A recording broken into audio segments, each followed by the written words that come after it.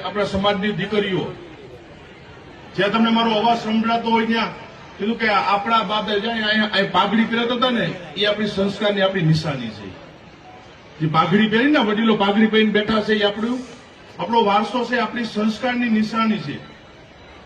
અને દીકરીઓને મારી વિનંતી છે કે બાપે માથે ઓઢેલી પાઘડી એ નીચી ન નમી જાય ને જોવાની જવાબદારી દીકરીઓની.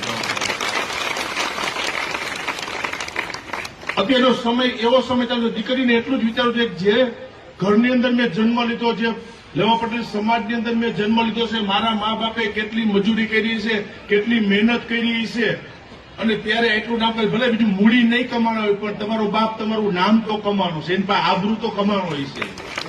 અને એ જે માથે પાઘડી બાંધેલું ને એ નીચી ન પડી જાય ને જોવાની જવાબદારી આવનારા ભવિષ્યમાં સમાજની દીકરીઓની જવાબદારી છે.